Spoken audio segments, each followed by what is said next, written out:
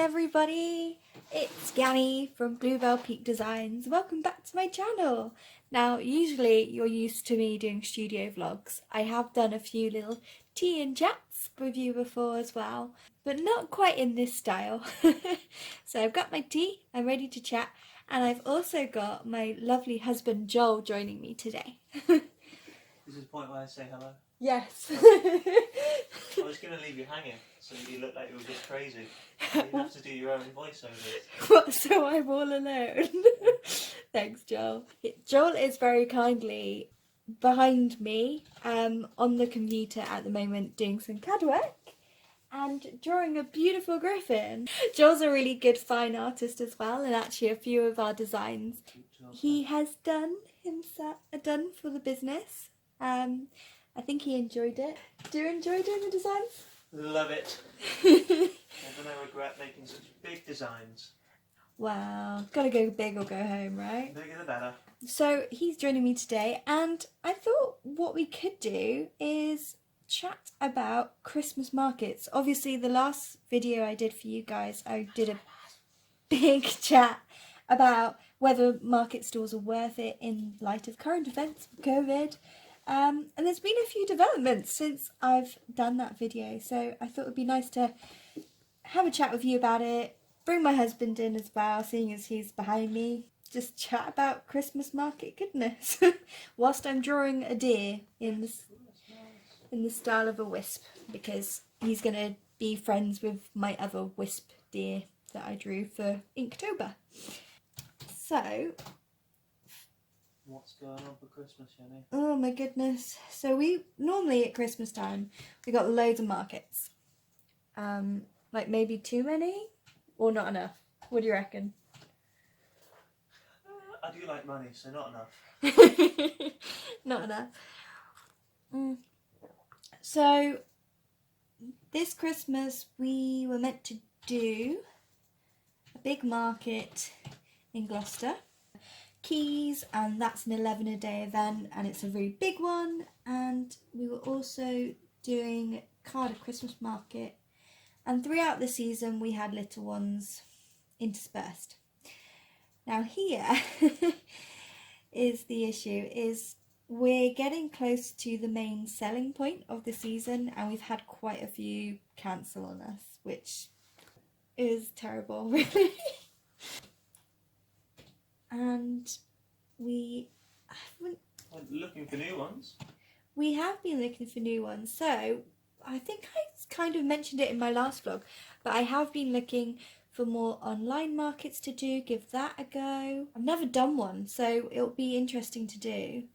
We have asked other market providers whether they're going ahead with their markets, and it's not happening, is it, babe? So the biggest problem was why they're closing, and whether we felt that that was really a good idea. Yeah, so obviously we got locked down again, haven't we, here in Wales? Yeah. Fortunately it's just for 2 weeks, but over those 2 weeks we were meant to be in 3 markets, and that's not happening now. So it's a little bit scary almost, isn't it? Or you're not worried? I'm not worried. It's just depressing that it's going to have another effect on markets again, because the advertising you get from doing them all year round really helps for the Christmas push. And people are aware they're going on, or roughly what they're going back for. And only having them at a particular point of the year kind of risks having everyone come back at that time. I think that's a bit more worrying than keeping them on now to try and pinch a potential surge that will come about. Yeah, I mean that does make sense, like another little boom from it, as everyone suddenly gets the freedom and then rushes out for Christmas shopping, and it's to the point a little bit.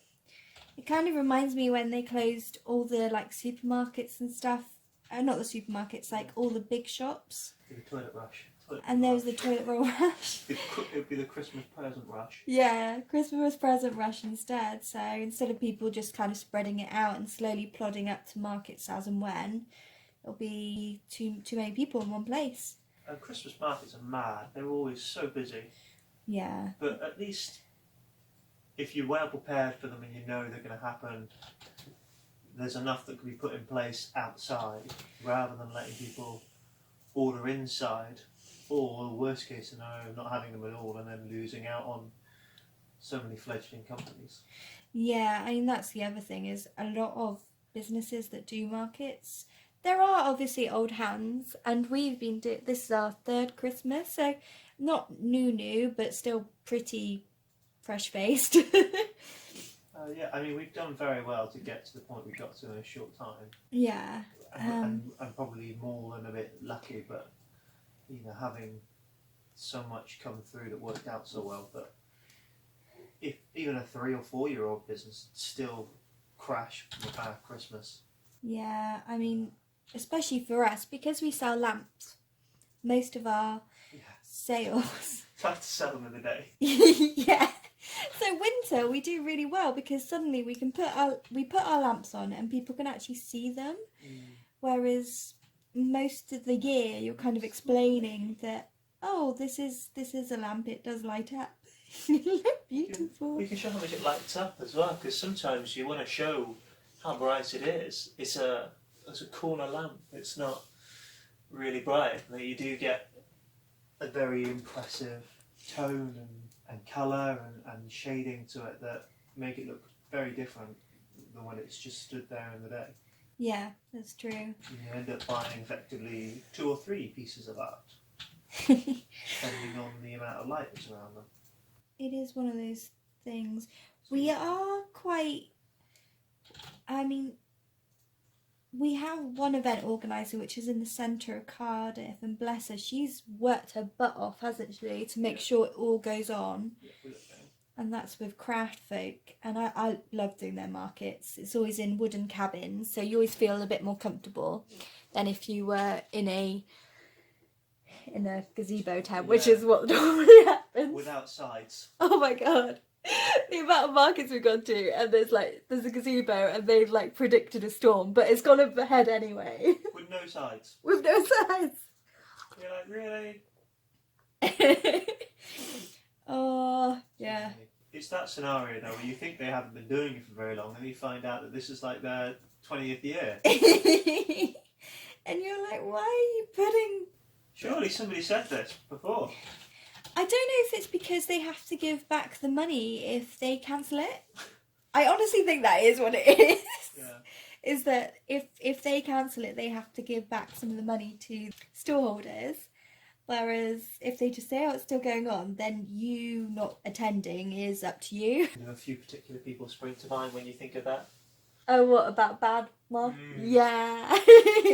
You'll find this though. If you're thinking of starting your own business and stuff and thinking of going down the market route, which may be one of the reasons you're watching this, then you will find there are organisers who are far better than others, and it really is just trying it and a bit pot luck as to who's running it. Most of the time though, it's worth trying. Very rarely find we don't enjoy something about them. Yeah, I mean, there's only been what? BBC. Oh no. Yes, it was them. If you caught that. No, not even gonna go. Whoever organised that was terrible. That wasn't even down to weather. There are some events, and this is, I think, maybe something that happens more often. I mean, we'll need to try some more bigger events, I think, to get a better handle on it. Feels like they're making their money off the storeholders rather than ticket sales. And then kind of at that point, it's like, actually that's, they're trying to say that they're good people for supporting small businesses, small creative people, and then they're just taking us... They're not connected to the small businesses in the same No. way. Because they've probably never bothered to go out and experience what it's like to set your own business up. It's true. It's And the love that goes into it. Yeah, especially with things like we do, because there is so much heart put into every design, and it's us on display. Yeah, creating those products. It's not just, we're not trying to just make tat to sell. No.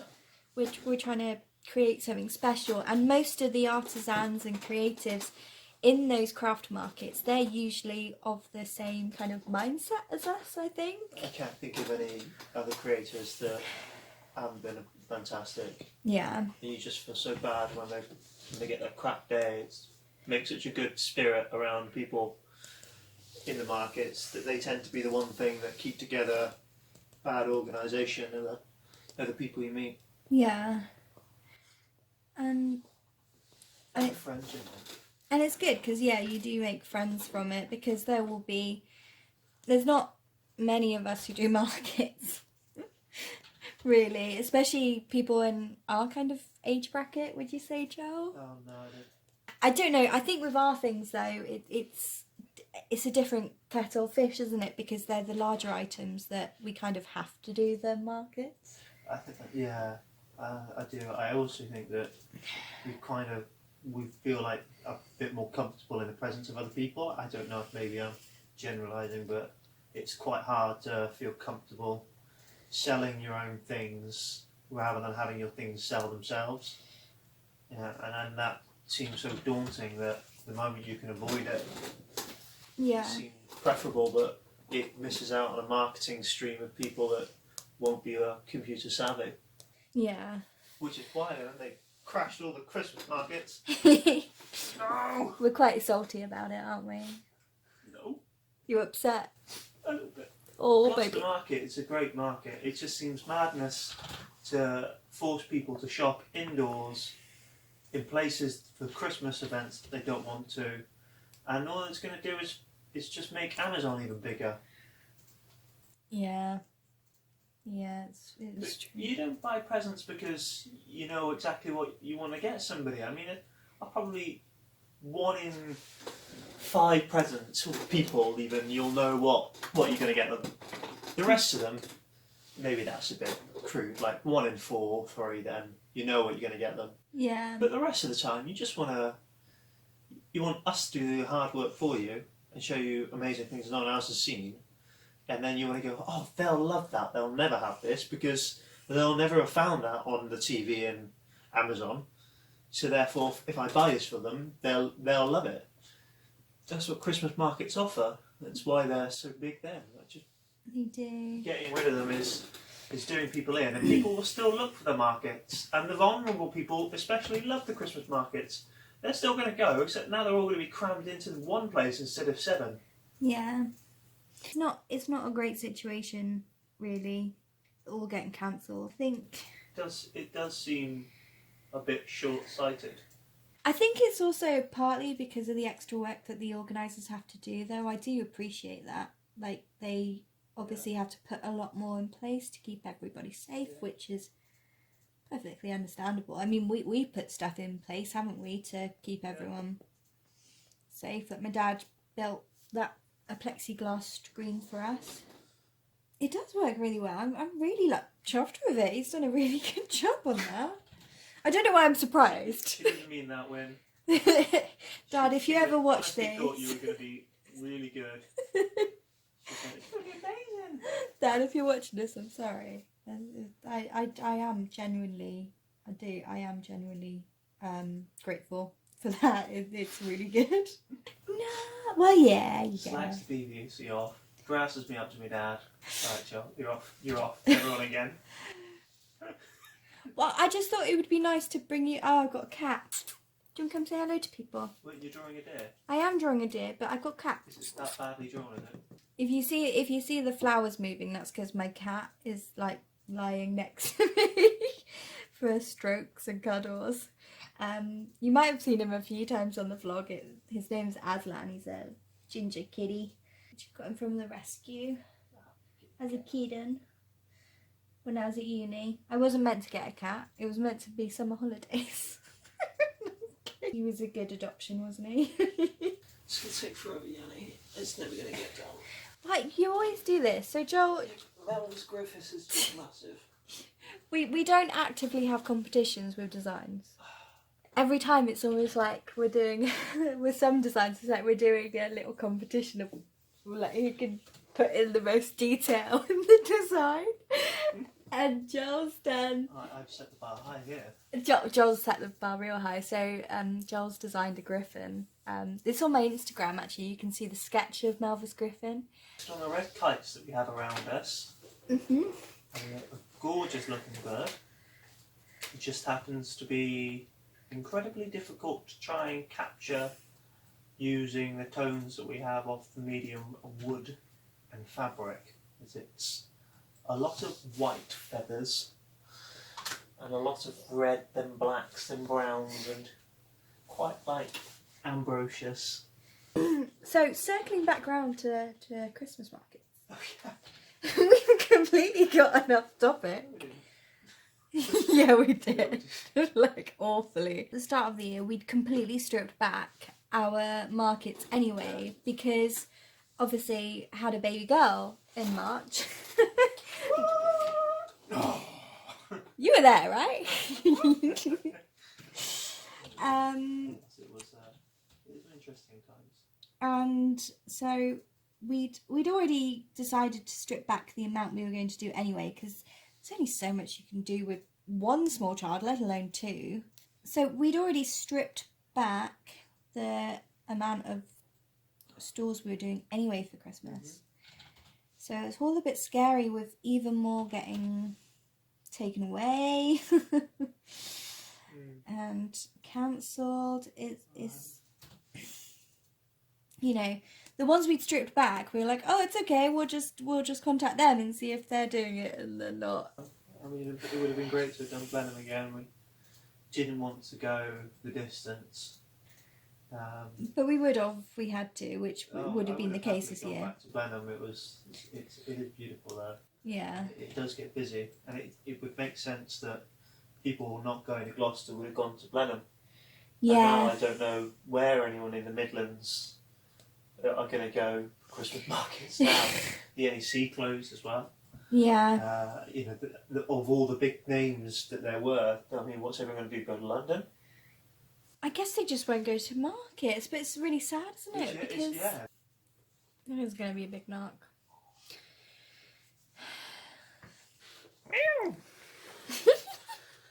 Get that sound. No.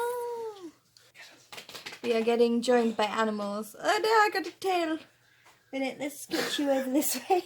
There you go, cuter. That works. Sorry, we've been invaded by animals. If it's not children, we're invaded by animals. Yeah, COVID-19 is a kicker. It's hard to know what to do as well with it, isn't it? Like, do you still go ahead anyway? I do think that people are going to buy. People are going to buy no matter what they want. And 1 year like this is going to have a big effect on some people, and getting out there is obviously risky. I can appreciate the risks that are involved in it, but at the same point, we've progressed so far now that we should be able to do it safely, and not doing it just seems to put a bigger strain on somewhere else that it almost needs to share the burden to make it safer. It's risk a little or risk a lot. I think they need to appreciate that people are willing to meet us, halfway to keep their livelihoods going. I mean, we're not even a big enterprise, and we've put a lot into it, haven't we? Yeah, I think anyone new that was thinking of starting up this year is either best putting it on hold or end up being very, very careful about where they do choose to go to. They'll probably only go places they've got some knowledge of, so that they can choose the right vendors who will be putting in all the right protections and procedures. I think the obvious answer really is to try and do the online, but it's something that... It sounds great to a point though, doesn't it? Yeah. We're missing out.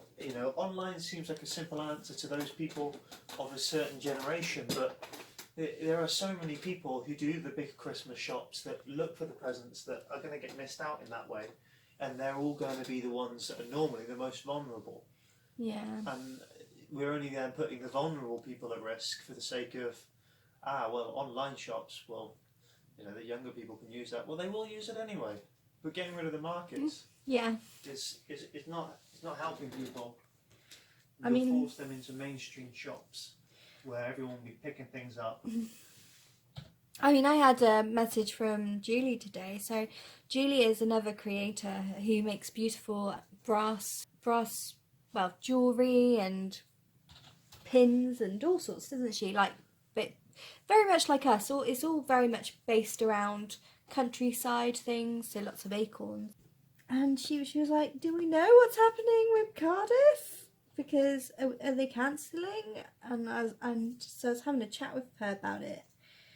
And it's just really hard to know what to do. I mean, bless Julie, she's an amazing creator, and she is actually quite tech savvy, considering.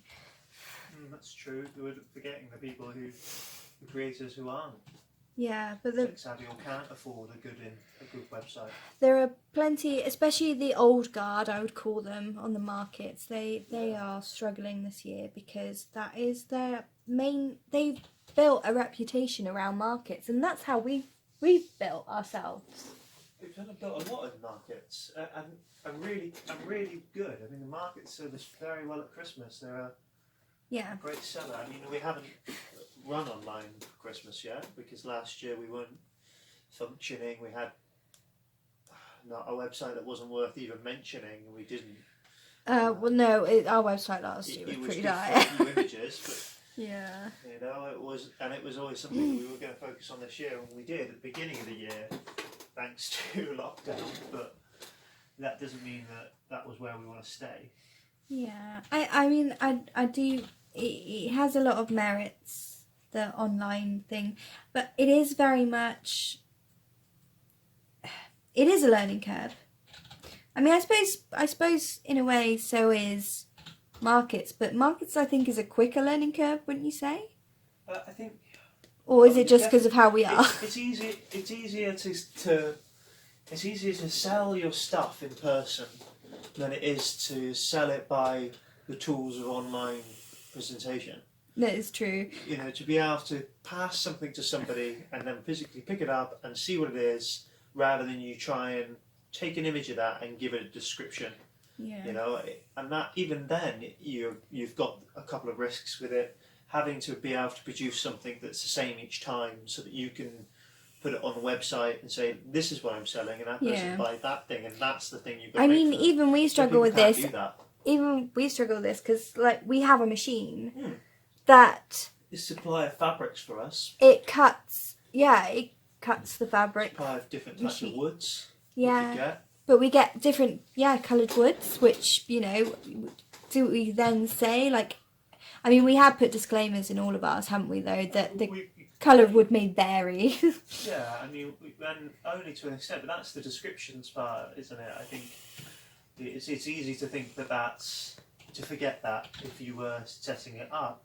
Yeah. Because you might not be thinking that needs to be said, because surely that's obvious, but it's not obvious, is it? No. They'll just think it's that colour of wood. And yeah, they'll just think, well, that's the one you ordered. Why is it not that? And so I think there's definitely so much to it that it's definitely not for some people, and it's definitely not for some products, like glass products that are going to be varied each time, or woven, or paintings that one-offs. Well, there's a lot of creators out there that make incredible things, but they are one-offs, aren't they? Like, they make a lot of stuff, but they're all one-offs, and obviously. What I find it even funnier is how these creative people suddenly suck at making websites, you know, and the creativity just is in places and not others. And to be good at making a website, unless you can pay someone, it's hard work. It is really hard work. I mean, I did make our first website, didn't I, Joel? But it was just a free. So Google, I have a Google account, and I put all the business stuff through there, and yeah, they have a free service called Google Sites, so I thought I'll make the website on there, and it was pretty dire. It did the job of. It wasn't dire at all. I think it just made you aware of what its limits were, and then we saw something that could accommodate us because of what we wanted from it. Yeah. The e-commerce being the big one, and the presentation of our listings being the other one. You know, and we knew how we wanted to make the website by that experience, so it wasn't lost or wasted. It's just progressive. Yeah. In a good way, and I think the second website, works a lot better because of it. It does work really well. You did a good job on building that. You scary times for Christmas markets. It is scary times for Christmas markets. I think the other thing to consider with the online stuff as well is growth. Like it's like anything, you have to grow your audience on there, and it's not as cut and paste as you might think. Very true. The advertisement of online. How do you get people to see the website you've made? Yeah, I think it's an easy answer, but it's not. Yeah, it seems like the duh. It's like the obvious choice. Yeah, but then how do you get? And we get a lot of our sales from online sales from markets. Yeah, so people see our stuff at markets, which actually, I mean, that's a good point at the moment. People might not want to buy from markets because they don't necessarily want someone else. Well, they don't know which ones they want sometimes. Yeah, they don't know which one they want. They don't necessarily want to have something that's carry it. Someone might have the person they're stood with. You brought it for them. Yeah, you go shopping with them. They say they loved it, and you go, "Oh, okay then." And then 2 seconds later, you're walking along with a bag from us. Then they go, "Well, now I know." You know, there is that secrecy and the excitement of it. These presents are big. My online sales, the growth hasn't been because of Instagram necessarily. At the moment, and obviously this channel's new and there are not many of you, and so the growth isn't through there either, and it is all from people seeing it in markets, loving our stuff. They might be repeat customers as well, and they don't necessarily want to go out to a market that weekend. They might not see us there again. Yeah. There might be people from Gloucester that were hoping to see us there. Yeah, sometimes we don't do markets every month, do we? We do try to have a regular roster, but obviously that is impossible at the moment. Yeah. Don't have children, everybody, and start a business, and then don't decide to have another child. And I would disagree with you on that, Joel. I don't think having a business and kids is hard, especially if you want to do markets, because obviously you've got to go out to markets, so people need to look after your kids, which isn't necessarily a bad thing. Markets are usually on weekends, so I have Joel. And if we're being honest, like, we wouldn't have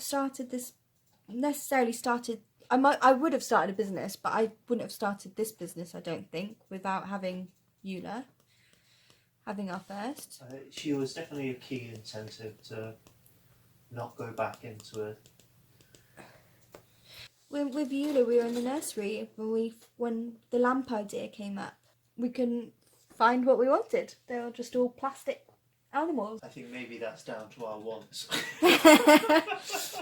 we're quite rather particular. than the lack of creation that's out there. That's true.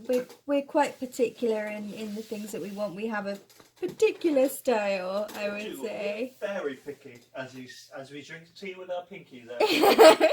I've already drunk my tea. It's gone. Will your pinky out? It was out sometimes. Oh, that's what I like to hear.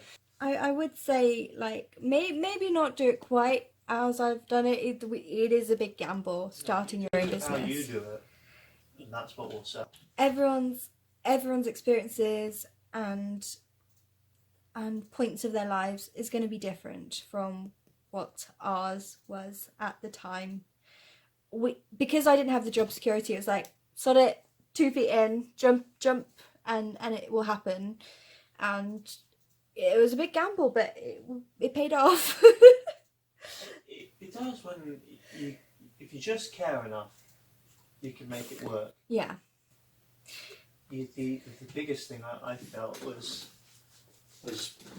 getting caught up on things that you felt were important that really weren't, and then being able to just accept that some of those ideas aren't going to work, and that you've got to work with the ones that were going somewhere rather than continue to throw everything you've got at something that you can see isn't working. And that realism is very tricky to detach from the emotional connection you've got to what you're working with. You know, it's something for everybody, and you can really, really love it, but you know that other people aren't. Like, I know that not everyone's going to like my big pheasant. I love that big pheasant.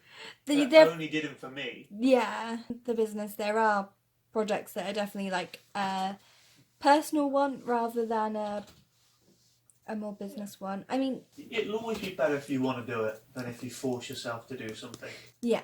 But don't get caught up if it doesn't go, you know, just enjoy the experience whilst you're doing it. Learn from that.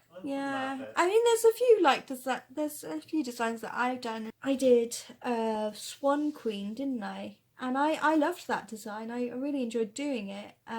Because my favourite book is The Black Swan, but it didn't sell that well, and so it was a hard decision to come to. But it was like, right, we'll stop selling this now to make space for another design, and that's okay to do because you're just growing and learning, and your style changes as well. The amount my style's changed in the last few years is just ridiculous. Because I suppose the difference with me is that I didn't create art every day before doing this business, whereas now it's a different story entirely. You're working with a very weird medium as well. You never get taught. You don't go through an everyday. Like laser cutting. At the end of the day, it's a tool, and it's how you use it, and you've got to learn your own way of using it. It makes people look down on it. Yeah, I think that is. I think it has got a bit of a stigma, actually, laser cutting. Obviously there's the popular way where you can create text and simple logos and stuff with it, which is perfectly valid and a good way of using it. I see it as a good way to bring our art into a different medium. It's very versatile. It is so versatile, and you can really put your own stamp on whatever you create with a laser cutter. Well, I was hoping to Oh my god, that shit could go on forever. carry on talking till I finish this drawing, but I don't know if it's going to happen. It's pretty close though. Let's have a look. You want to have a look? Come have a look at my little deer. It's beautiful. Yeah. I think. Are you liking my new style, Joel? Yeah, it's nice to give different things a try, isn't it? Yeah, well that's what I'm trying to do with Inktober, is just give it a different spin. Play. Yeah. Because it's very easy to get caught up in how you make things, and you might be able to make things in a nicer, different way.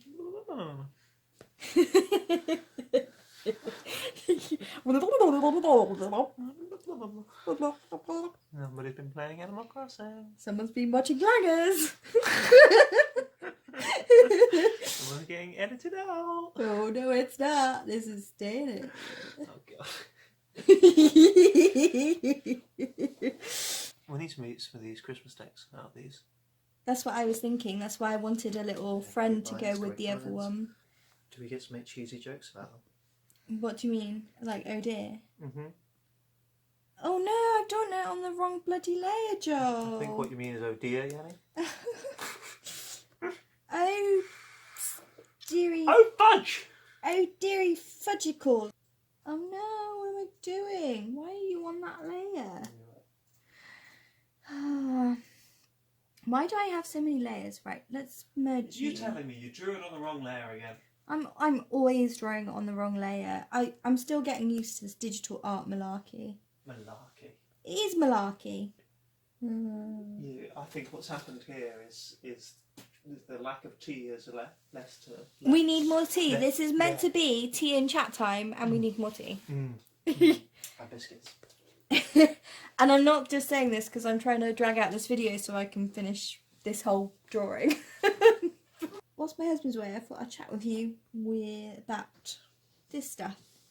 So I'm using a program called Autodesk Sketchbook because I'm not so fancy schmancy that I use a tablet from Apple.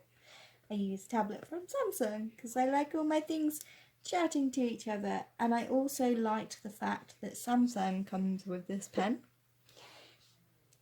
for me to do my drawing with. I watch a lot of vlogs, and there's a lot of people that use... You watch so many vlogs. I watch so many vlogs, like All the time. I think I frustrate Joel with the amount of vlogs I watch. I just feel like you're having a conversation with somebody in like a room. I think you must be on the phone. But then it just turns out that you're just watching someone in the corner. But yeah, so I watch a lot of vlogs, and it seems that the illustrator's choice for drawing is Apple, and they all have iPads, and I don't have an iPad. I feel slightly left out for that, but my problem is I love Samsung too much, and Samsung is like half the price for a really good tablet that has a pen included that I don't have to spend like an extra £100 on. Although if you try and find a replacement for that pen, that's binary impossible. How much is there? I thought you could get it from the Samsung website. I have no idea if you can. I looked for so long to try and find you a different pen. Try and save as much money as I can as well, so I can put a lot aside for growing the business, and I felt paying double the price for an iPad just for something. It just didn't make sense to me when there's Autodesk, which is free, and then I've already got the pen with this. It just, yeah, I didn't know if I'd be any good at it either, so I wanted to give the digital drawing side a go before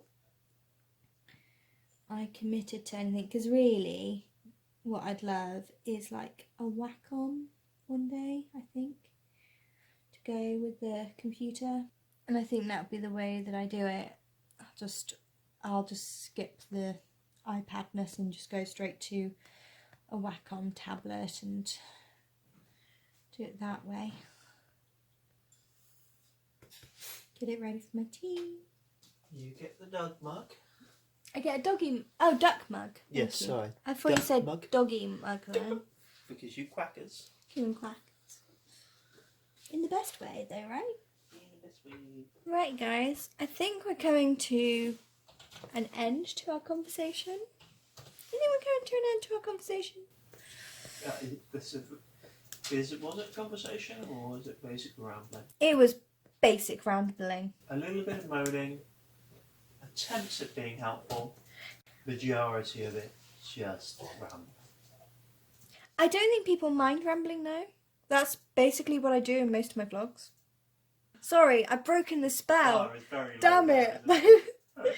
What am I doing? What am I saying? I mean, all they basically do is just gas on all day and people are like... You always had that one professor though, didn't you, at uni or college, and they would just ramble.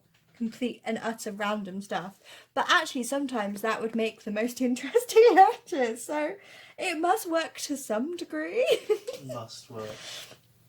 Oh. Or so we tell ourselves.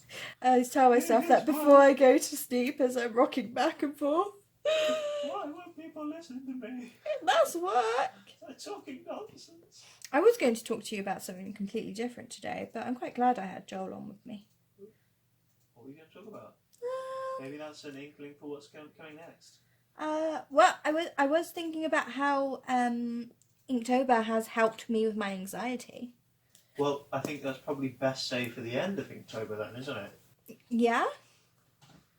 Yep, there we go. So we know what to expect at the end of Inktober is a chat about how this is helping my anxiety.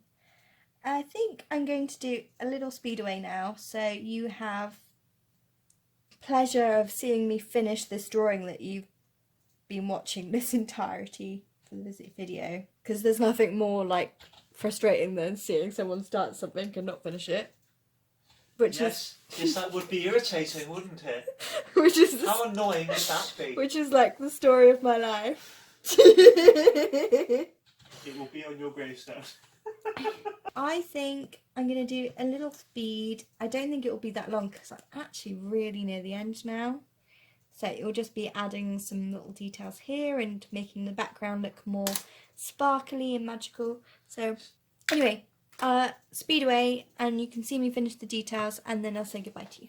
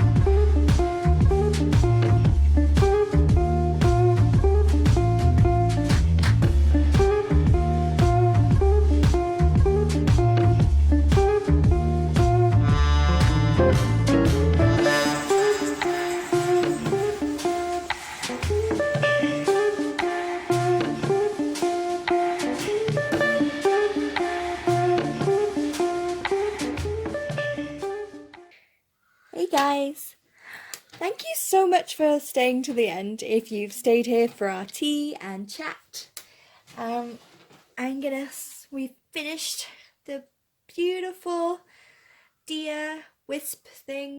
I always think that deer is so magical, so I really wanted to bring that across in this one. And so he's got this kind of wisp thing going on with being blue and having wings and just being generally magical because deer are cool.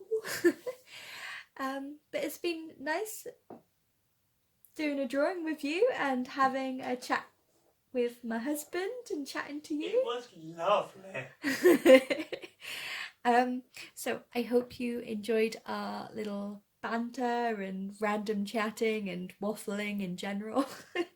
Please like and subscribe if you enjoyed it, and I will see you in the next vlog on Sunday.